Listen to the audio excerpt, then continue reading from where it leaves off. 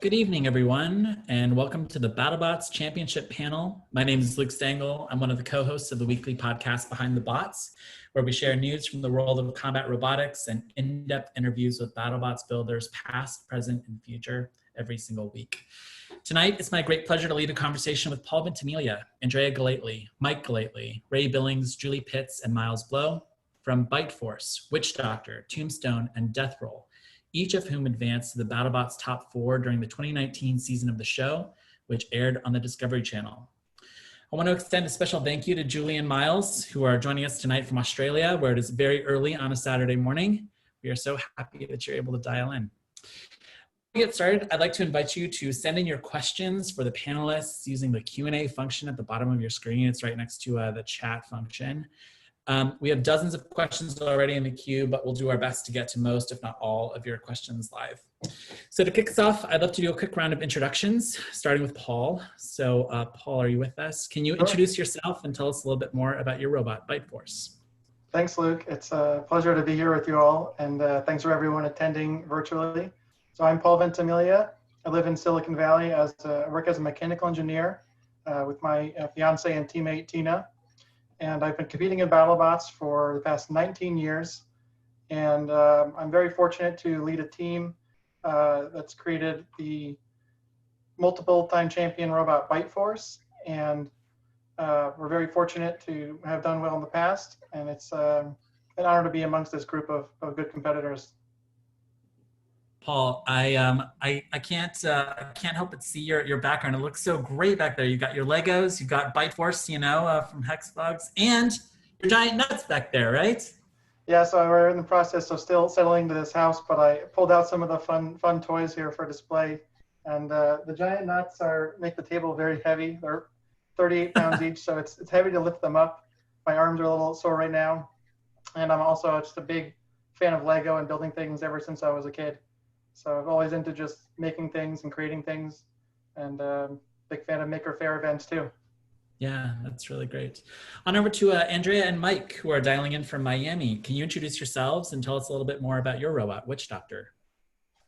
Hi, Luke. Like you said, my name's Andrea. I'm a biomedical engineer. So when I'm not fighting robots, I'm fixing human bones. So they sound like completely worlds apart, but they actually have a lot in common. And I've been building robots for the past 18 years, so not quite as long as Paul, but we did build robots together when we were practically just kids. Mike Galately. I've been building robots. I got started in BattleBots IQ in 2004.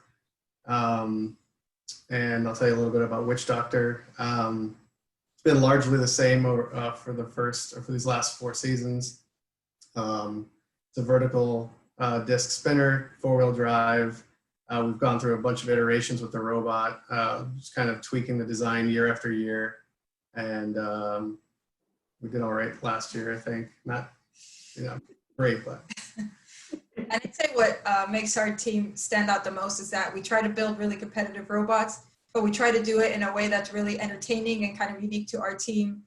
So we're well known for competing in our skeleton hats and homemade skeleton jackets. Awesome. Ray Billings is one of the most feared competitors on BattleBots. And Ray, I was hoping that you can introduce yourself and tell us a little bit about Tombstone. Sure. All right. I'm Ray Billings. I live in Placerville, California. And my first event was in 2001. So I've been competing for about the same 19 years as Paul. I recently worked at Intel Corporation. Here ways back, I retired. So now I'm a retired bum and I sit at home and play with robots. That's my job now. Tombstone is a horizontal bar spinner. Configuration on that robot essentially hasn't changed since it was first built as a super heavyweight in 2004. So I've been slowly fixing little issues, little iterations all the way along since then. And so it's kind of a fairly honed machine at this point in time. There's not a whole lot of changes I'm going to make going forward from here. It's been a great hobby. It's been a great way for me to connect with my son. And I've got a great team, and I'm happy to be here with the rest of these guys because there's all great teams right here. That's so great. And finally, I'd love to hear from our Australian friends, Julie and Miles. Can you introduce yourselves and tell us about Death Roll? Hi, my name's Julie Pitts. Miles and I have been working together for probably 23 years now. We met at uni doing a visual arts degree. So our background is in art and film. So we come from a very different background than a lot of other people who make robots. We originally thought we'd learn about the electronics a little bit more and make animatronic puppets for our stop motion film, but then got hooked, of course, and the films have sort of been put aside and robots have taken totally over.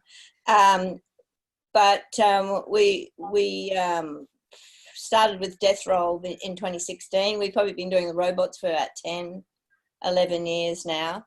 But in 2016, we, the team, Steve Martin and Miles and I, and at the time there was a couple of other members, but in 2019 it was Glenn Rose who came into the team. Do you want to talk about Death Roll? Yeah, it's a vertical four-wheel drive disc, vertical disc four-wheel drive robot, and it's got the self-riding arm on the back. Yeah, worked pretty good this time. Yeah. So I really just have one question for the panel, before we dive straight into fan questions, because we have so many of them.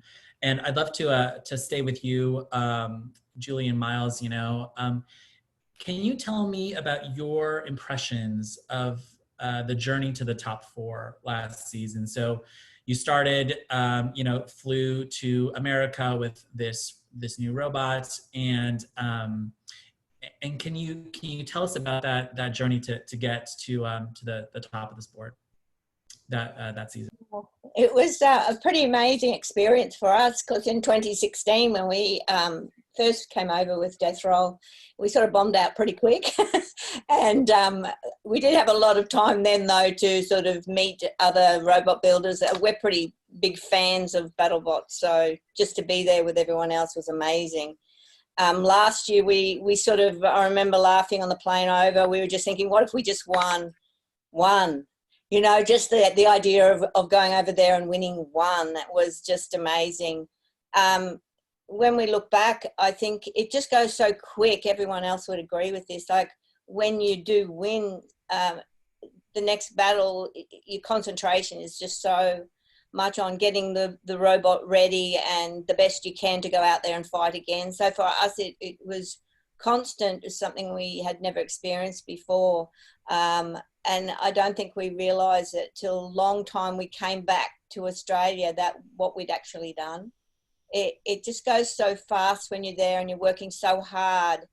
You don't get time to do much of anything else except fix a robot and go and fight. And yeah, we didn't get much time to sort of, move around and talk to many people this time. We didn't even get any time to get selfies with all with all our heroes. So. And in 2016, we got like 1,000 photos. We got wall-to-wall selfies in 2016. So it was amazing. Like, for us, the experience was unbelievable. Just winning one. And I remember one night going out afterwards with the guys, and we had the little pogs that you get. I think they're called pogs, aren't they? We didn't know what that meant. And we put them in our hands. I think at that stage we had 4, and it was just like, oh, this is just, can't believe this is happening. We love it. Yeah. That's so incredible. I mean, yeah, your journey to the top four was great. And I'm curious, as you're reflecting on it, at the end of the season, what was it that really helped you get all the way to the end of the competition? I think reliability, probably, for us, being able to bounce back again. I mean, that first fight with Endgame, we thought we'd had it. Of course, we thought this is it. This is just like it was in 2016, that we were gone. I think the reliability, it just came back every time. And, the design of the robot, I think, compared to 2016, we sort of took the tail off. And I think that just the way that it's designed and built, it just sort of comes back, it bounces back.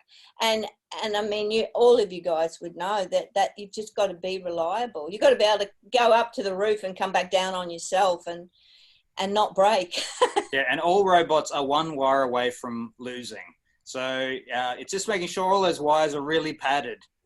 Nothing loose. Everything has to have foam around it and locked down really hard.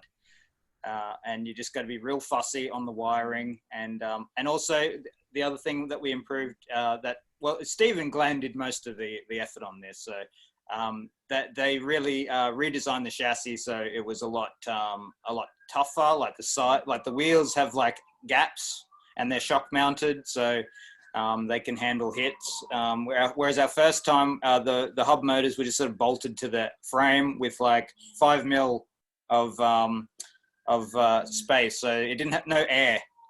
So stuff like that you can only learn. That was our first heavyweight back then, so you learn through trial and error of what works and what doesn't.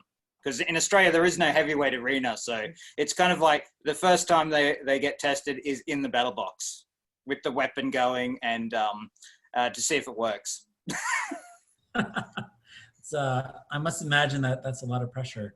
I'd love to go over to Ray and ask you about your experience last season and your journey to the top 4. What was the story like? I guess from your perspective. Well, I think we had a really good season last year, but we had a rough time getting everything back together after the fire in the rotator match. So when they were, the batteries caught on fire and whatnot, and we're driving through the rest of the match with the robot flame coming out of it. When the match was over, because they don't show any of this on TV, they're trying to deal with get the robot out, and it was actually upside down at that point in time. So they stood it up on its butt so they could try to get the fire to go out, and they really couldn't. And they just sort of let it burn there for 25 minutes before they could do something with it. When they stood it up, now it turned into a big chimney, and all the fire's coming up inside the robot, going past all my electronics, all my wiring, all my power switches. If they had just left it alone, I wouldn't have lost anywhere near as much as I did. As it was, I lost everything. There wasn't a single part inside that I was able to save. I mean, it burned up everything. So we had a heck of a time putting together something that worked after that. And so that it was kind of rough.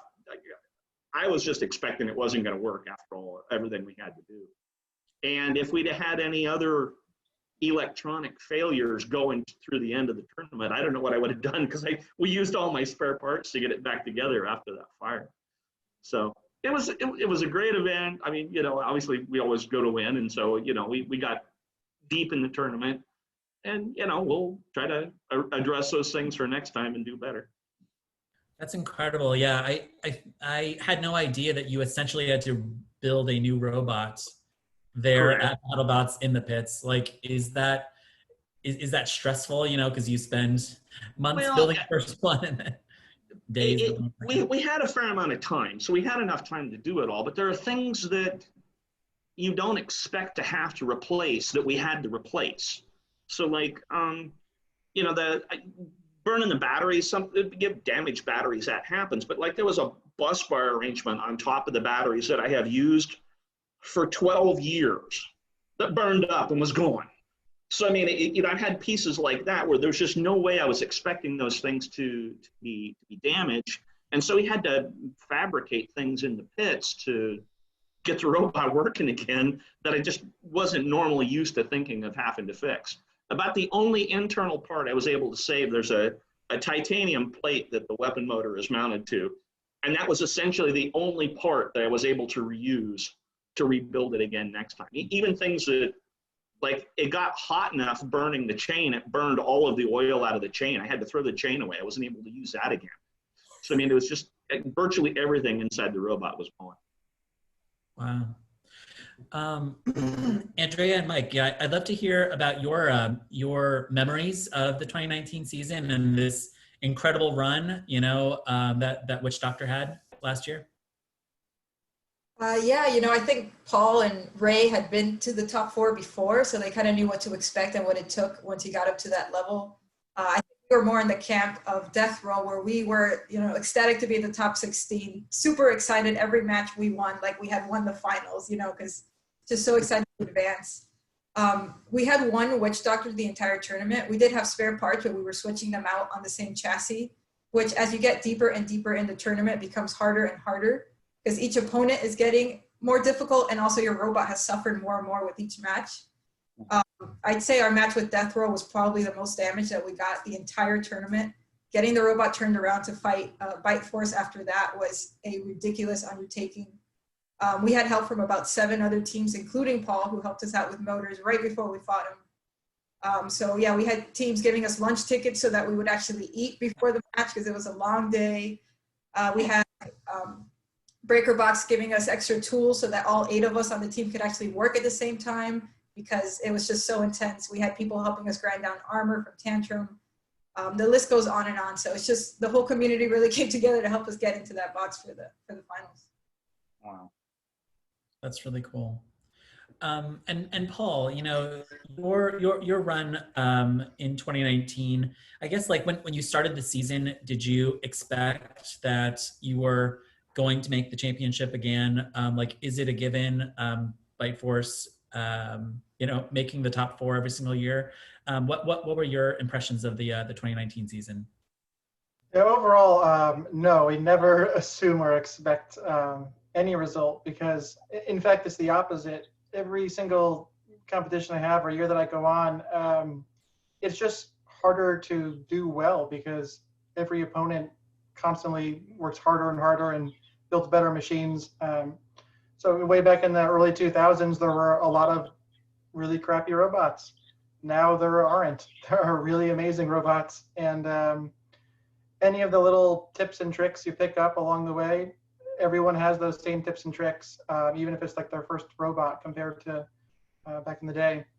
And going into it, usually by the time the event starts, I'm so exhausted. It's what they don't sort of show on the TV show, all the builders have alluded to, especially I was pitted next to Ray and seeing him rebuild from the fire and seeing Mike and Andrea repairing the robot with their team, you know, just right before the finals, seeing the reliability of Death Roll. The reason that matters so much is because we love BattleBots, we're super passionate about it, but it is very grueling and taxing on your body and everything. So by the time the event starts, I'm just relieved usually to get some sleep and see everyone. It's really fun. But that particular year in 2019, the day before the event started, I learned that my sister had passed away suddenly. And my family is all on the East Coast, and there was a lot of confusion about, I'm not going to go into details, but the nature of her death and what had happened, and we did not know the information. I wasn't able to immediately fly out there because there were so many unknowns. We were delaying the funeral for some time. And because of that, I'm over here in California, you know, we're packing up in 18 hours or 16 hours driving away. My teammates really just stepped up big time, and everyone's close with their teammates, I think, but you know, having really close teammates is what helped get me through that. And so at that time, I was just thinking, I don't assume I'm even competing. I don't even think I'm going to be there. You know, I alerted sort of the couple of BattleBots production crew because we have contracts and I have you know, business relationships with sponsors and things. So at the time, I sort of told all the key people, hey, I have no idea what's going to happen. But my teammates basically took on the brunt of the effort for finishing everything up. And my parents, because of the unusual situation, were planning to actually keep traveling. They were going to go to the BattleBots filming. So they wanted to come over there and visit me to be with me as sort of distraction because they couldn't do anything at home. And so that was mostly what my mind was thinking about during the event. And I sort of on purpose kept that secret from most competitors and people in the building because I wanted to have sort of the positive distraction from people that I really liked and take my mind off of things. And that was really helpful. And of course, I told a few key people as needed. And I had so many close, good friends in that building and family in that building. So it was really special to have everyone around. And competition-wise, we never assume, you know, the robot's gonna win or do well, and we treat every match like it's your last one, because the point of BattleBots really is to survive, not get knocked out, more so than it is to win. Because even if you are doing well in a match and any one wire breaks, you're out. And we had some really tough matches early on against Yeti and Hypershock, where they caused a lot of frame damage. And it was the first year we ever had 2 versions of Byte Force actually operational at the same time. And so we were able to immediately tear down one robot to repair the frame when it was really broken and sort of have the other one ready. And that was really powerful that year to make use of sort of switching between the 2 robots. And the robots are identical for all intents and purposes, except how they get damaged. And so that year sort of became a blur to me, but hearing the stories from other people reminds me of it and brings me back to it. And I think each match to me, whether it's the Friday, like the fight nights, or it's the final championship match, feels the same. No match feels any different to me. Yeah. Yeah, and thanks very much for sharing that story. When you go back in a couple months after the competition ended, and you were able to watch it as a fan, watch your performance, it was pretty surreal to look back. Yeah. Yeah. Seeing the matches for the first time on TV, I felt like I was watching it like a fan, just sort of not remembering what had happened for a lot of those. Yeah. I'd love to stay with you and start jumping into fan questions. So our first fan question is from Owen Carey, who asks, I have a question for Paul. Are you making a special configuration in 2020 for Walker Chomp? And maybe you can give some context for this question. Sure. So Chomp is the only robot in the modern BattleBots reboot that's defeated our team. With their hammer. They had a really great shot right into our weapon chain. And especially that year, the judging was especially about having your primary weapon remain active and using that to score points and things. And I've known Gasha and Zoe for many years, great team. So we don't really make particular attachments for specific robots, but we do have armor for people like hammer robots. I assume they're coming back with a hammer again, but anything is possible. And so the normal configuration of Byte Force that has just the 4 wedgelets, sort of like to have this version of the robot, is pretty underweight, usually about 20 or 25 pounds. And so what you don't see is that we can put on a lot of extra armor panels on the top, for example, whenever we're facing a robot with an overhead attack. And so against a hammer robot, it's pretty optimal for us because we have the most free weight. So whenever we do that, you just don't notice it, but we have doubled or tripled up armor panels and additional armor over the motor area. And ever since we fought Chomp, we did specifically add more armor. We knew about this before the event, but we just ran out of time and energy and money to armor every part of the robot. So after that event, we added thick plastic armor and machined aluminum billet front armor chain guard. We've had that ever since. This coming season of BattleBots, there's a super heavyweight bonus for walkers, and Zoe and Yasha are returning with a walking version of Chomp that is allowed to weigh up to 500 pounds. So that's probably one of the most exciting kind of new additions to the competition this year.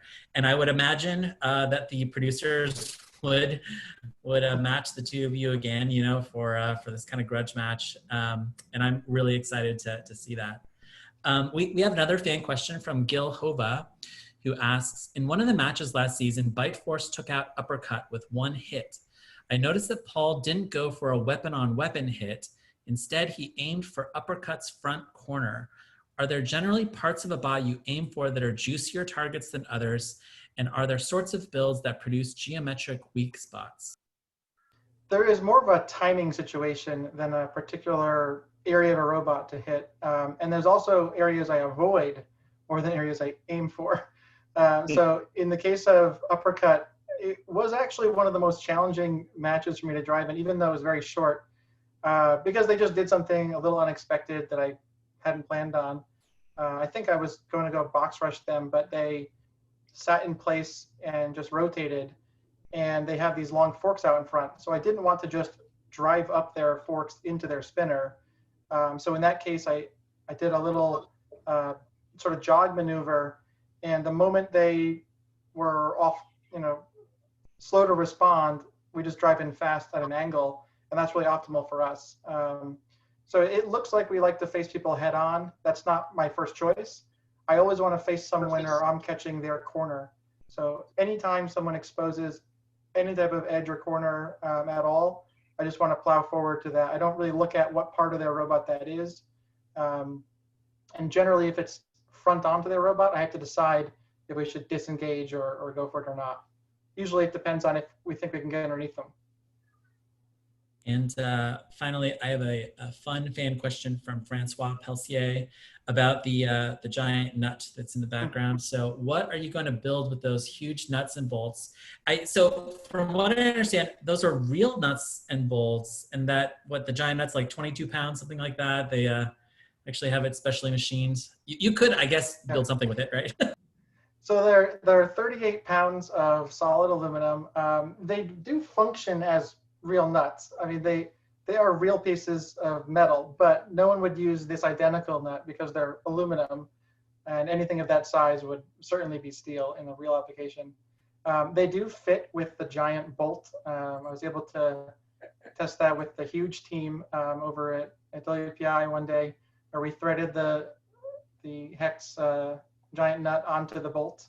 And Ray has both, I think, so Ray can, yeah, can do that I himself. have them both, and they do thread together. Yeah. I'm jealous of that. And I don't have a plan to build something particular with them, but I would like to have some type of trophy mantle or something like that. Tina and I are working on our house now, and so I haven't set that up yet, but I'd love to have them on display. And I would always want to build something like a smaller version. We've talked about it in our team for our teammates and sponsors as a gift. So I plan on doing some more research on it in the future, but I don't know if it's like exactly to scale of a certain nut or not. I know it's sort of hand machined by an old school machine shop up in Alameda or Berkeley, and I think that's pretty cool. Yeah. I wanted to head over to Australia with Julian Miles and ask you a couple questions about Death Roll. We got so many fan questions from Australia. A lot of questions about the local robotics scene. So Brandon Carr asks that exact question. Can you tell us about the robot fighting scene in Australia?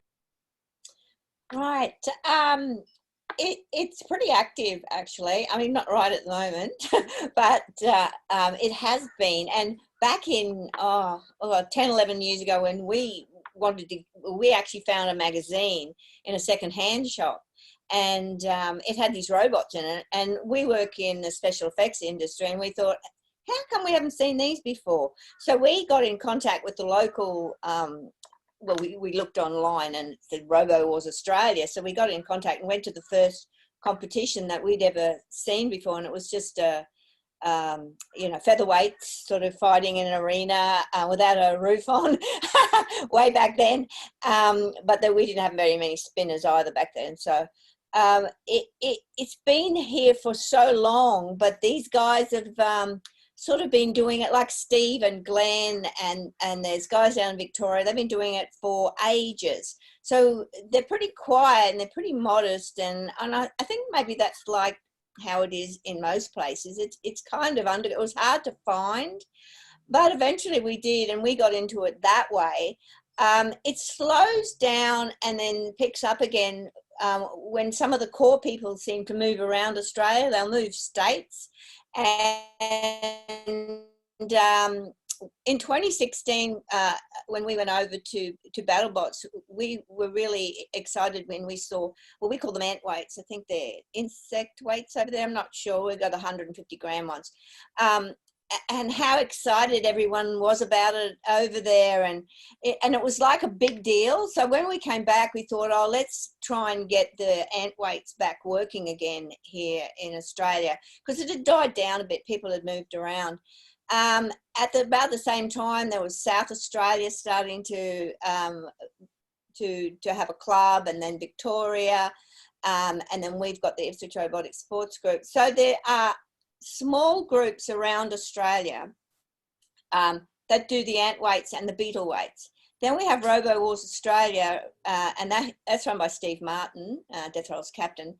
And he runs the featherweight competition. So we have sportsmen and an open class. So it's quite active. Sometimes it's hard to find where everyone is, but we are here and we are building, and we do have competitions. We've just had a beetle weight, and we've got an ant weight coming up here in Queensland in the next month. So it is there. You got to kind of seek it out and find it. But some of these guys have been doing it here since the early 2000s, maybe, I don't know, late 1900s or something. But since it was probably invented by, since they probably Greg saw Monson Robo Wars and BattleBots, they started, we were like backyard, most of the competitions were just in people's backyards and stuff like that. So, it's pretty exciting. This is a perfect segue for our next question from Darren Kovach, who says, I'm a fellow Australian. How do we get our feet into the game as Australians? Well, I guess it's turning up to events and seeing what works and what doesn't work. And then, you need basic tool skills, or you need to learn them. You got to be able to solder wires together, or solder, as you guys say. And drill holes, things like that. You got to be able to do that. And then, turn up to events, see what works. And then, the ant weights are really good. In Australia, we have the 150 gram ant weights. So they're always good. If you've got a 3D printer and you can draw a robot design on a 3D printer, print it out, you can do an ant weight. And if you can do an ant weight, then you can send it to send the DXF to the laser cut place and get a heavyweight built. But the trick is, making sure the weight is right, and then just trial and error until it works. It's like just build, just try and build one. There's lots of support out there to help you to get the things that you need to build. It's just getting there and building it and coming and battling. I didn't know anything much about building a robot or anything until I did one, and it was after the first battle was when I went, I get it now. So it took me to have my first actual 3-minute battle to realize, you need to have a tougher robot. You've got to be able to steer it. And it's got to last 3 minutes. So any of those switches from the electronic shops, they don't work. They just explode on the first hit. And a lot of times people seem to think they have to have engineering background. Like we get people say, I can't do it, I'm not an engineer. And it's like, we're good examples. We're artists. So, and as I said earlier on, we thought we'd learn heaps of electronics to build animatronics, and which we did. Very different mindset people that make robots than in the arts and film industry. And we really enjoy that part of it hugely. Just we've got a doctor in just a GP who builds robots, like Dr. Hobb. Yeah. So it's just like, I don't know, you don't have to have this sort of, amazing background of being an engineer. You can build a robot out of a found object. That's one of my great loves. Yeah, well, in Australia, what you do is you just get cordless drill motors, and then just hack those into your drive system, and then you've got your featherweight drive. So you can get your robot driving for $50. And we have this scrapyard shop that we go to, the Browns Plains Tip Shop, and they have drills there for $3, ex-tradie drills. So we just grab those, and we've got a huge shelf full of recycled drills, and they all work. Drills don't break, the batteries break. So don't throw out your drills. You could be building robots with them. Good advice. I'd like to move over to Witch Doctor. We have a question from BattleBots superfan Mary Catherine Carr, who asks, what as a team has kept you motivated to keep improving Witch Doctor? I feel like Witch Doctor's story is like improvement every single year, like really kind of this relentless drive for improvement. So like what's the motivation there as a team? Yeah, I mean, obviously, the obvious answer is to come home with the giant nut, but we'll never take that from Paul, obviously. So I think, for us, it's really just the challenge, the engineering challenge, the design challenge to come back year after year and improve the robot. You don't really know, like Death Roll said earlier, is these robots are 250 pounds and you can't really test it safely anywhere other than at BattleBots. So the first time you spin up your weapon is in the test box at BattleBots, maybe a day or two before your first fight. So, and then the first time you hit something else that weighs 250 pounds is in your first fight. And Yes. wires come unplugged, your hardware falls out or whatever. You learn all these failure modes as you go through this competition. And the first season or first 2 seasons of BattleBots, where it was double elimination and there was no qualifying rounds, you go there and you lose and that's it, you're done. But now the qualifying rounds, you get more attempts at kind of fixing your robot, fixing, maybe it's a dumb little thing that you forgot to tighten down or whatever, and that cost you a match potentially, and you can go back to your next fight kind of with your tail between your legs, but at least you do get another shot at putting the robot in the arena and seeing what it can do. So for me personally, it's just like the engineering challenge of going back and proving ourselves that we can build a better robot while still being, keeping it fun. And I think the aesthetic is a big part of it for us too, making the robot look cool and function well. And obviously we've had to kind of shift our priorities over the years. First year we had a 30-pound multi-bot shaman, rip shaman, we love you. And but it was 30 pounds that we took away from, and it got blown up pretty easily by a 250-pound robot is going to just annihilate a 30-pounder. So it didn't really do anything for us from a competitive standpoint. But obviously it was a weight penalty against Witch Doctor. So getting rid of Shaman was unfortunate for the aesthetic, but obviously it helped us be able to put more armor on the robot and beef up certain parts of it. So I think just improving it year over year is while keeping it new. We don't want to show up with the exact same robot every year, but incrementally improve it. And we've always struggled with reliability, unfortunately, with Witch Doctor. And even this last season, in our qualifying matches, there was a ton of smoke. We lit on fire 2 or 3 times and barely squeaked by with wins. We had issues with our weapon motors mostly. And going into the top 16, we actually, luckily, Tormach was on site and they were able to machine parts for us there. So we were able to we had to cut a bunch of other stuff off the robot because we were right at 250, but we were able to switch weapon motors to long mags, which were, twice the power, basically what we had in there going into top 16. And just, we were able to do that on the fly. Luckily, we almost didn't. Production was, like, hey, come on, you got it. Your next fight's up. And we're like, we don't even have pulleys to put on the robot. But a lot of people think of improving the robot, like improving in between seasons. But I think especially this year, we saw a lot of improvement in Witch Doctors just from one match to the next. Because like you said, it's so hard to test the robot that a lot of the improvement comes, you test it and it doesn't work and you make it better and do it over and over again until, somebody eliminates you from the tournament. So there was a lot of that for us this year. It's really interesting. Mary Catherine Carr has a follow-up question for Andrea specifically. So she writes, you wear a lot of hats on top of your super awesome Witch Doctor top hat, Maker Faire organizer, Witch Doctor captain, author, inspirer of future Roboteers. I would add, YouTuber. I've been watching all the YouTube videos, so that's really cool. So what keeps you going? I'm sure we could all use some advice on overcoming hardships in this time of hardships. Yeah, especially when you say it like that, it really sounds like I'm all over the place. But I'd say it really comes down to being a maker and being part of the maker community. We're at a Maker Faire right now having this conversation because BattleBots is really a subset of the maker community. And all the things that I'm super passionate about that you mentioned that I'm involved in are all really part of, contributing to that community and growing that community.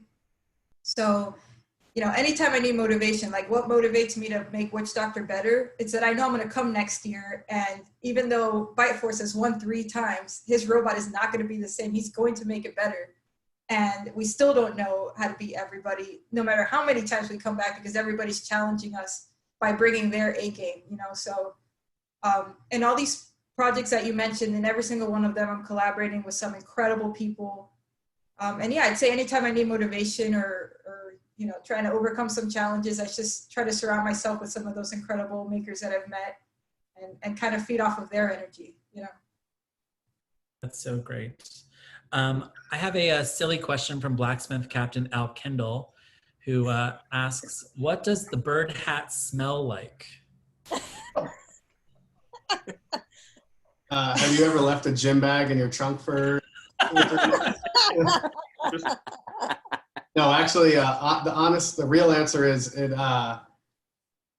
doesn't really smell like anything. I mean, I don't wear it casually out on the weekends, so it doesn't get a whole lot of time on my head at BattleBots just for fights and stuff and interviews or whatever. But anytime we do fan meet and greets or go to maker fairs or anything like that, we always make sure to bring at least a couple jackets and some hats so that fans can try them on and take pictures and stuff like that.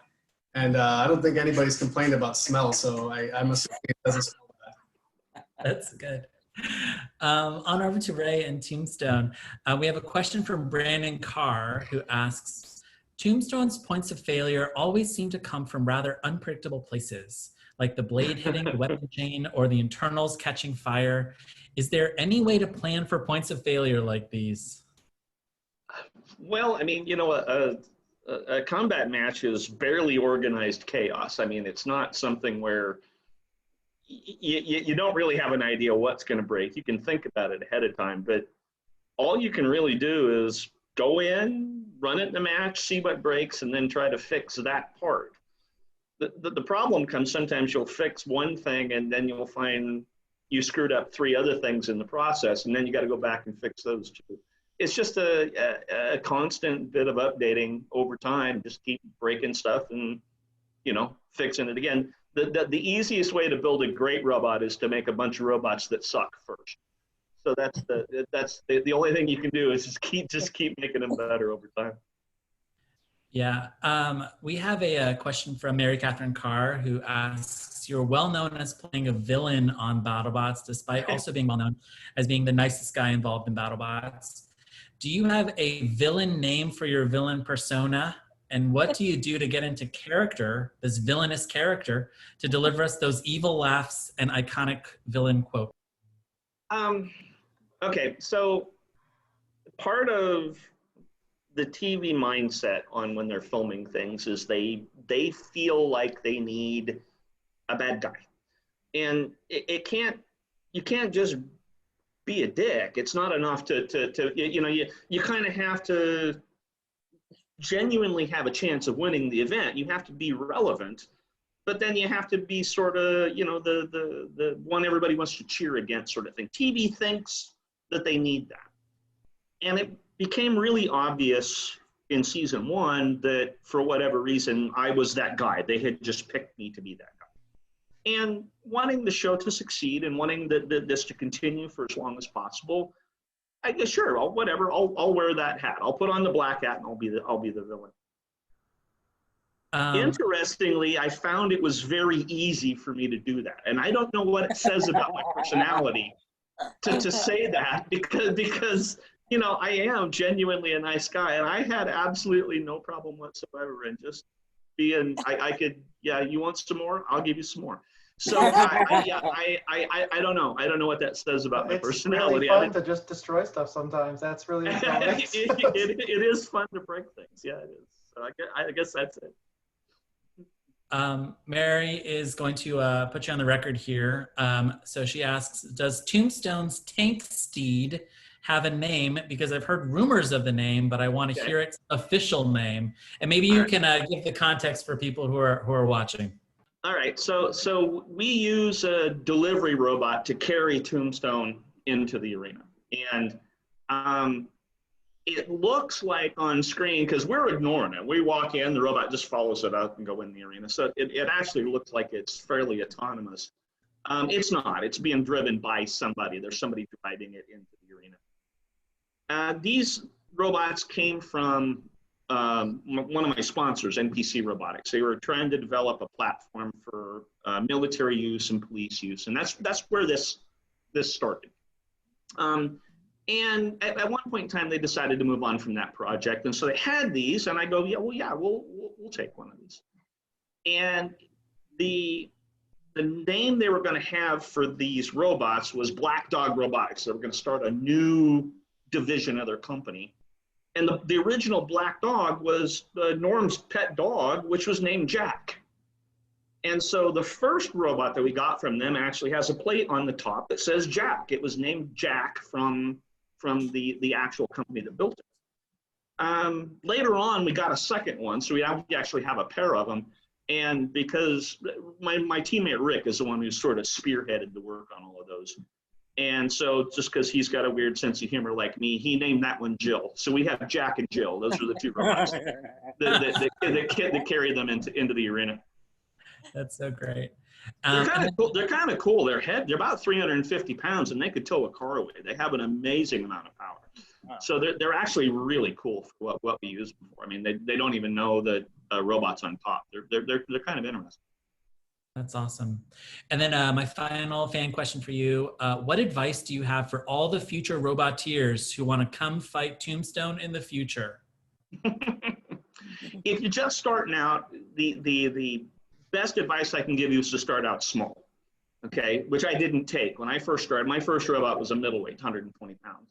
And, I didn't know there were smaller events out there. So starting out with ant weights, the little ones, that's absolutely the easiest way to get started, because you learn all the same skills. You have a lot of the same fun. You meet a lot of the same builders, but you're only spending a few $100s instead of many thousands of dollars. So it's a great way to start out in it.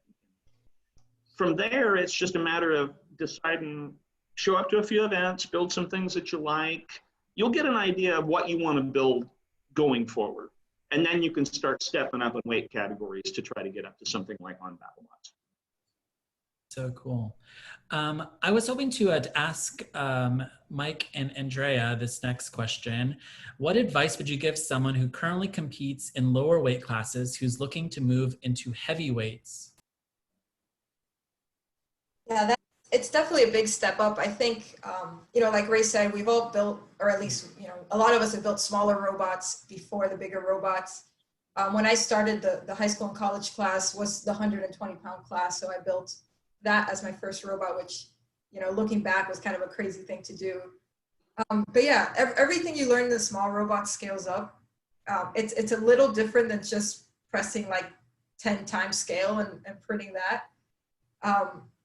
But my advice would be to go to as many events and compete as much as you can, and meet people while you're there. Talk to the builders that are making the bigger robots. You don't have to do this on your own. BattleBots is very, very much a team sport. It's one of my favorite parts of the sport. So if you're going to build a heavyweight, chances are you're not going to do it by yourself. You're going to do it with the team. So find those people that are as excited as you, and share the skill set. So you don't have to learn how to do every single thing to build a heavyweight. So yeah, my advice would be to find a team and put in the time to learn how to do it. I mean, you've heard that we've all been building robots for 10, 20 years. So we didn't just jump on and build for the first time on BattleBots, which I think is a common misconception, because they're super, super active robot combat community that has events, I'd say almost every week before the pandemic. So you heard Julie and Miles talk about it as far as Australia. So it's all over the world. BattleBots is not the only place to compete, so it's not the best place to get your first experience. Yeah.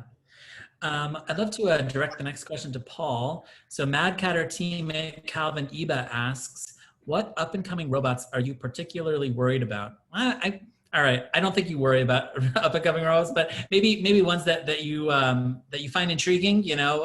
Things that you see on the horizon that are new to the 2020 season that are interesting to you.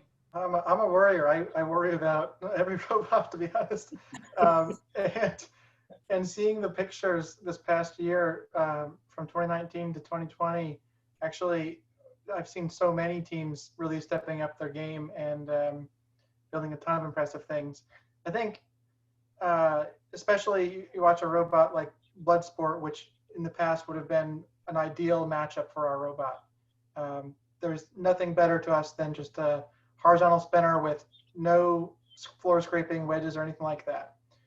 Versus now that robot has, 4 hinged little wedgelet things and a stronger self-rider and a big billet chassis and more reliable brush motors drivetrain kind of a thing. So you take robots which even looked like an optimal matchup for us before, and then now they're a very tough matchup. And so every robot certainly concerns me and worries me about that. But I'm really excited to see. I love the sort of engineering side of BattleBots, and Chomper the Walker version of Chomp, for example, is one of the robots I'm most excited to see up close, because when I see a robot like Chomp or Quantum or anything where there's a lot of engineering and machine parts, I just keep staring at it and checking it out whenever I take a break walking around the pits. I don't usually get a chance to walk around and see all the robots, but I have a lot of time to check out the robots I enjoy many times. I'll spend hours checking out certain robots before even making my way to the other part of the room if I know it's really interesting. So anything with really complex mechanical bits and where it's not obvious how it works up close, that's the most exciting part. And of course, I also really like watching sort of the absurd robots. So whether or not they do well or not, it doesn't matter, but it's always fun to watch something like Deep Six spinning up in the test box, anything like that. If Ice Wave turns on its engine and everyone wants to come check it out. So any robot that's just loud and impressive and cool is still awesome to me, even though our team's robots are more conservative looking.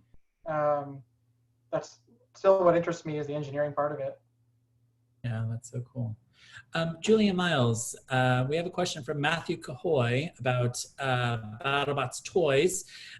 So out of all the current bots without a toy, which bot would you like to see being made into a hex bug? Obviously, we need a death roll toy, but who else, beyond death roll should get the hex bug treatment next? Well, Lockjaw deserves one. He's been building robots. Oh, yeah. Donald Hudson, yeah, he's been building robots forever, so he needs one, and his robots look so cool. He doesn't have one, does he? I don't think there's a Lockjaw one, but yeah, he deserves one. Who else? Yeah. No, I agree with Lockjaw, actually. They've got some of the very old toys from the early 2000s. Yeah, he's got them. We wouldn't have them in Australia. Yeah, we never got those. It'd be good to see Hydra, I guess. That'd be a good one. What else? I'd like to see Whiplash. Oh, yes. Whiplash, yes. Yeah, Whiplash, one of our and favorites. deserves it too. Yeah. Not Witch Doctor, because they've already got 2. Which we have. We've got them both. Oh. I can add to that. I've been fortunate with Tina to visit down at the Hexbug sort of X headquarters, and they have a lot of toys in development that they're building. So it's not the toys you see, it's not sort of which one are they working on next. They in the summer have interns working on dozens of the BattleBot toys in all different scales. So they're constantly prototyping and playing to see what works well and plays well. So there's definitely a lot of things that can happen. I won't comment on which ones, but they have a lot in process, a lot more than you'd expect. Yeah. The more the merrier. We want to see them all. Yeah, absolutely agree. With 5 minutes left, I wanted to end with 2 silly questions, I guess, for everybody. So the first one is from EJ Crop, who asks a question for everybody. So weigh in if you have a particularly strong opinion. Is a hot dog a sandwich? I think a hot dog's a hot dog. Not here. No. Yeah, I think if it's got the 2 slices of bread, it's a sandwich. A hot dog's, it's joined. So. Exactly. Okay. It could be a taco. I'll go with that. Yeah, it's a hot dog. It's not a sandwich. And then finally, Ellie, the Elliebot Captain Ceremonian asks, if you were to form a BattleBots band, what would you call yourselves? Well, I'm wondering if it's like a super band, like, between, everybody on the panel tonight, or I guess just your team. Yeah. I would call our band Death Roll because it's such a great name for a band. Well, we'd be Witch Doctor. That's I was just saying the Witch Doctors would be a great one too. Yeah. Ray and the Tombstones or something. The robot names are almost like band names in themselves. Just about. Yeah. No, Exactly. it's we're the Rolling Stone Bite Doctors. Oh my gosh. Whenever people think of bands and BattleBots, I always think of, if you searched on the internet, you can find old Mark Satrakian and Greg Munson pictures when Mark Satrakian used to have foot-long hair, and they would be a heavy metal band. Yeah. You gotta look those up. The first time I saw him with his hair all cut, looking like a businessman, it was like I didn't even recognize him, 'cause Well, I want to thank all of you for joining us on this panel. Paul Ventimiglia, Andrea Galately, Mike Galately, Ray Billings, Julie Pitts, and Miles Blow. Thank you so much. We are so looking forward to seeing you in the BattleBox again soon. thank you. I think we're all happy to be here. Yeah. Loved it.